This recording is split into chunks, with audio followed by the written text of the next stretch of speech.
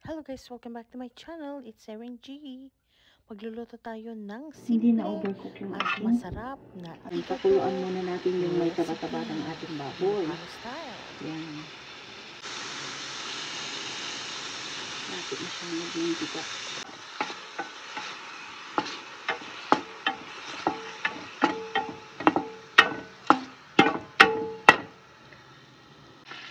Yan, lumalabas na ng mantika ng taba ng baboy.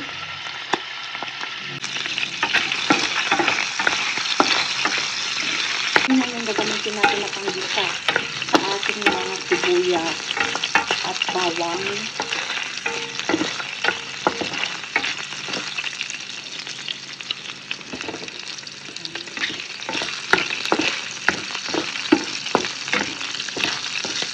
Sa amin sa Ilocos, ang ginagamit namin na ano niya, na pang kataba niya, yung kalabsab. Yung maninipis na taba, kalabsab yun. Masarap yun. Yun talaga ang ginagamit.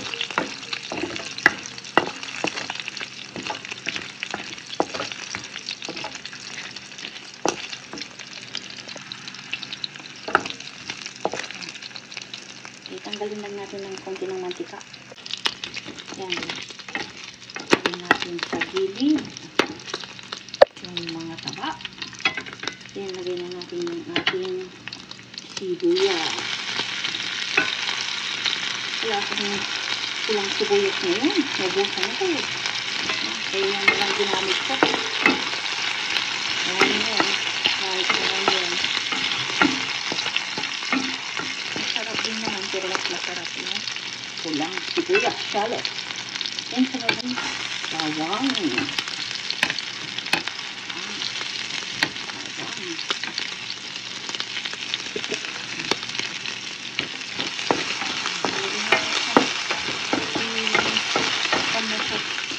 Halo-halo na lahat.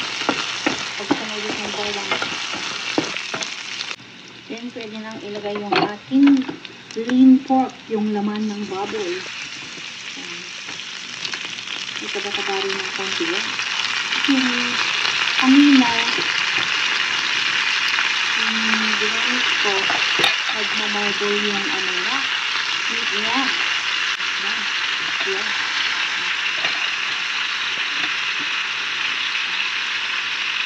Yung halo-halo din lang natin. Isa-isa. Kunti lang ang lutuin ko ngayon. Ito yung babaon nilang asawa ko dito.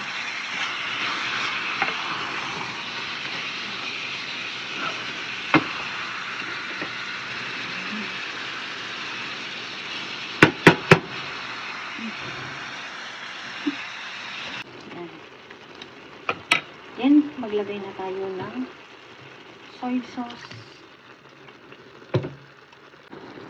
suka, native suka, Ilocano suka. Huwag nating haluin. Then, dinurog na paminta. Yan. Ating dinurog na paminta. Talagang dinurog ko talaga yan, no? Yan, at least. Yan. Then, saka tatakpan para lumambot yung ating karne hanggang mag-reduce ang kanyang liquid. Okay, story time. Dito sa Canada, meron namang mga pork heart, pero ayokong nilalagyan, paminsan-minsan lang. Wala ding pork, pork lungs, wala. Sa Pilipinas, yun talaga ang masarap na nilalagay. In the Philippines, we use pork lungs. In this recipe, igado. But here in Canada, it's not available. I only make lean pork with the fat and liver.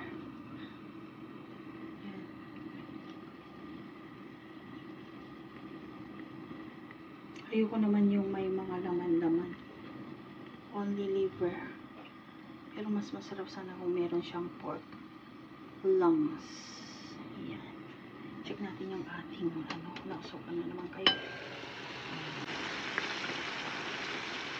Check natin yung pork kung malambot na. So, malambot na. Yan. Nag-reduce na yung kanyang sabaw. Diba?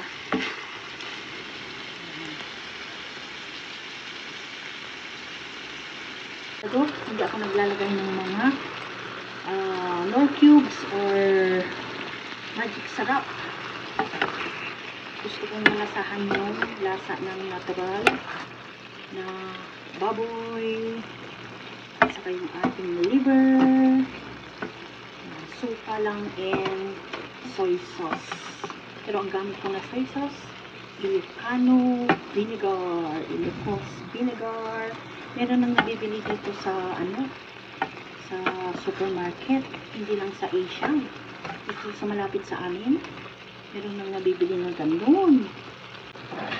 I will check the liver. Mamula pa ng konti. Luto pa natin ng konti. Yan. Check natin. Siglit na lang natin iluto ito.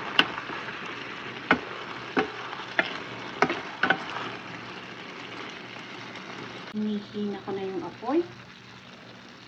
Then ilalagay na natin yung ating red bell. Then ilalagay na natin yung ating red bell pepper. Yan. Ito yung nagpapasarap sa ating igato. Yan.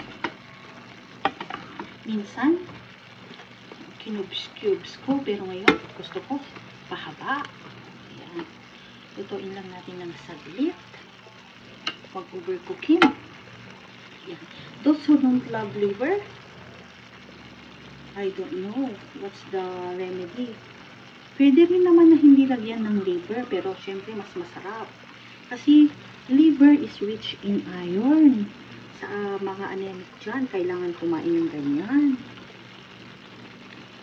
Pero kung ayaw nyo, bahala na kayo. Mag-supplement na lang kayo, mag-tablet-tabletas na lang kayo kung gusto nyo. Pero I like liver. Yan. Para akala kong dineslice yun. Slice pala. Yan. Yan, nagmamanti-mantika na siya.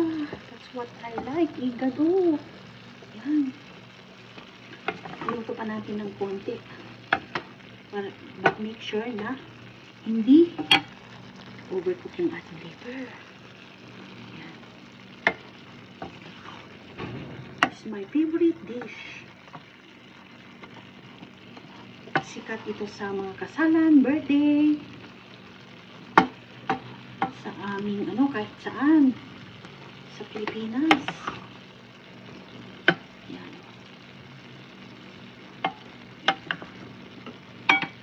I hope you like this video.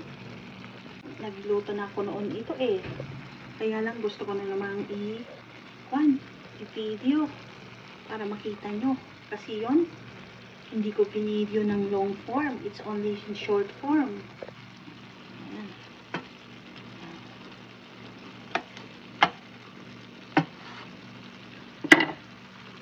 Ayan guys, hintayin natin na magmanti-mantika ng konti, din sa kanya natin turn off yung fire.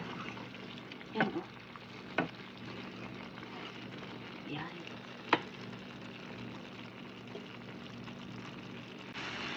Then try natin tikman yung liver. Ang lambot. Yan hindi overcook. Yan. Tama na to. Kasi yung init niya ang magluluto sa red bell pepper. Baka ma-overcook pa yung ating atay or liver. Bye na po. I hope you like this video.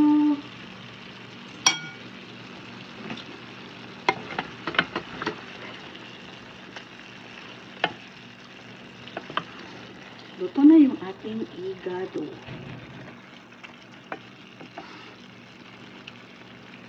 Bye guys, see you next time. Yan guys, luto na yung ating igado. Ang sarap.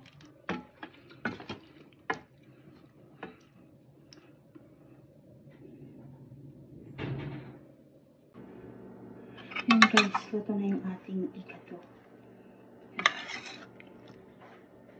Saan umamantik ang ikado?